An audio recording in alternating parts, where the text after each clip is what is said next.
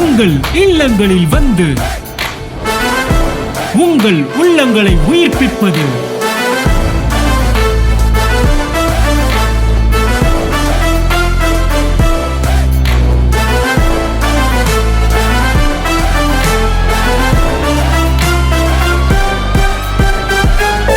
உங்கள் channel DJ.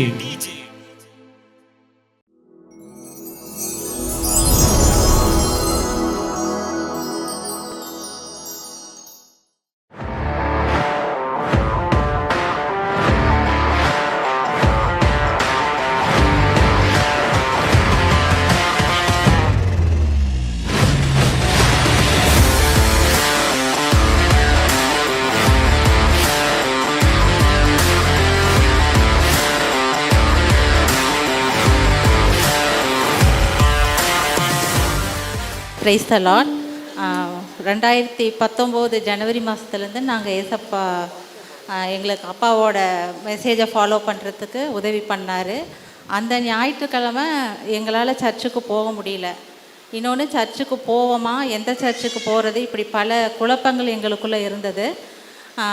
அன்னைக்கு ஆன்லைனில் நாங்கள் யாரோடதையும் வாட்ச் பண்ணது கிடையாது. அன்னைக்கு ஆன்லைனை ஓப்பன் பண்ணும்போது அப்பாவோட மெசேஜ் தான் லைவில் வந்துச்சு. எங்களால் நம்பவே முடியல. அன்னைக்கு இருந்த கேள்விக்கும் குழப்பங்களுக்கும் அது பதிலாக இருந்துச்சு. நாங்கள் அப்போ எங்களுக்கு ஒரு தெளிவு கிடைச்சிது. ஓகே, நம்ம இவங்களோட கனெக்ட் ஆகலாம், இவங்கள ஃபாலோ பண்ணலாம் அப்படின்னு ஒரு கன்ஃபர்மேஷன் எங்களுக்கு கிடைச்சிது.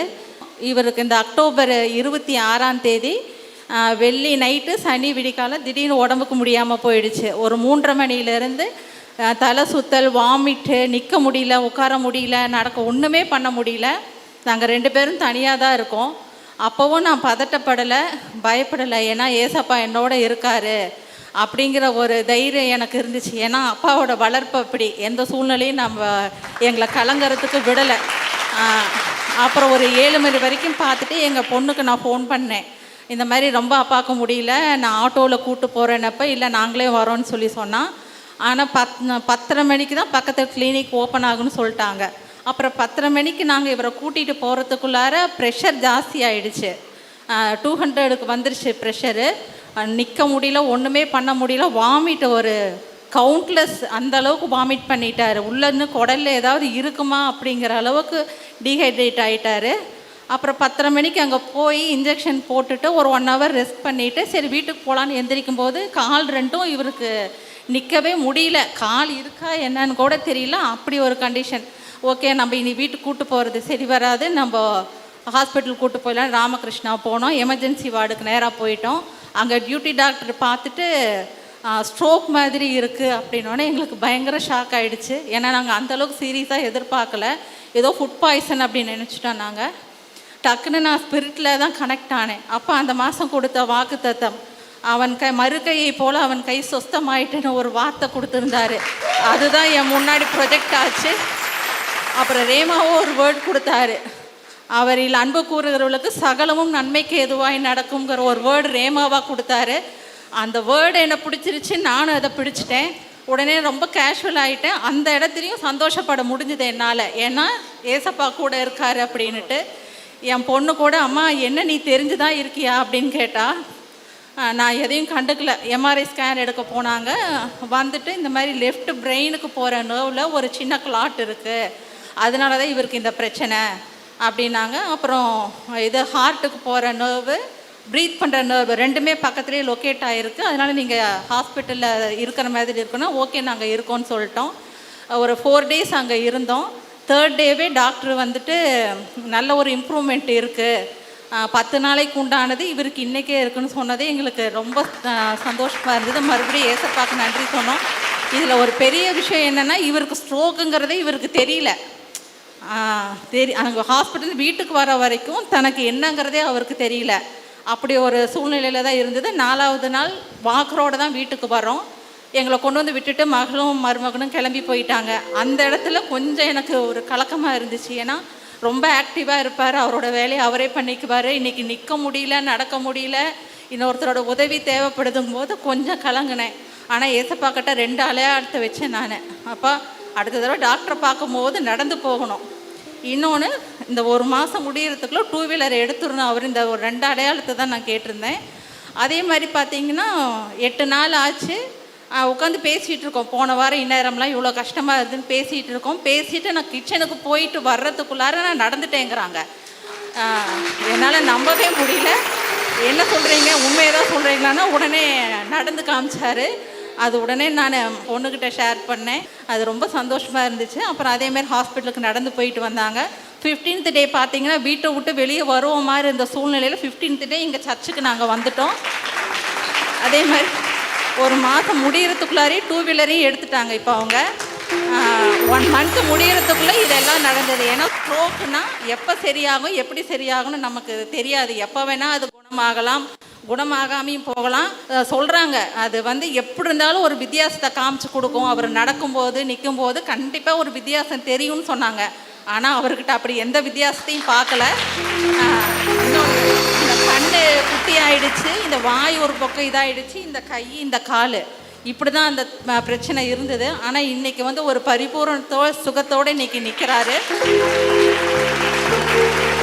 இன்றைக்கி நாங்கள் ஒரு மனநலம் பாதிக்காமல் எங்காவது ஊரை விட்டே கண்காணாமல் போயிடலாம் அப்படிங்கிற சூழ்நிலையில் இல்லாமல் இன்றைக்கி நாங்கள் ஜீவனோடு நிற்கிறோன்னா ஏசப்பா வார்த்தை அப்பா மூலமாக எங்களுக்கு கிடைச்சதுனால தான் நாங்கள் இன்றைக்கி இந்த இடத்துல ஜீவனோடு நிற்கிறோம். இது உண்மை. அது எங்களை பார்க்குறவங்க யாருமே அதை நம்ப மாட்டாங்க. எங்கள் பிரச்சனை அப்பாவுக்கு தெரியும், ஏசப்பாவுக்கு தெரியும். என்னை பெற்ற அப்பாவுக்கு கூட எங்கள் பிரச்சனை தெரியாது. நான் என் பேரில் 50-60 லட்சம் இருக்குன்னு தான் சொல்லி வச்சுருக்கேன். ஆனால் இன்றைக்கி ஒரு பைசா கிடையாது. ஆனால் உலகத்திலேயே ஒரு ஐஸ்வர்யவான ஒரு சந்தோஷமான அதை எங்கள் 2 பேரும் ஏசப்பா வச்சுருக்காரு.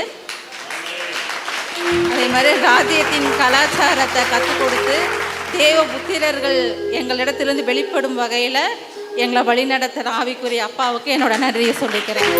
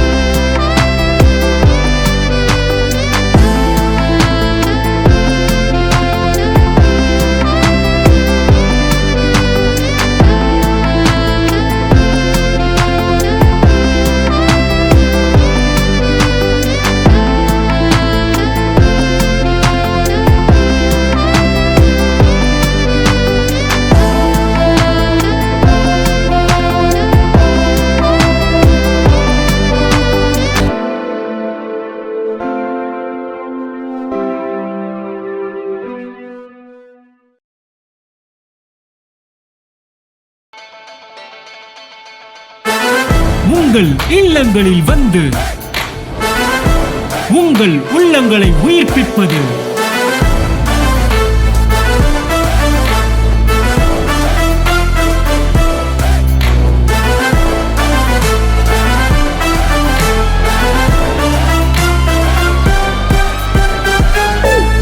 உங்கள் சேனல் டிஜே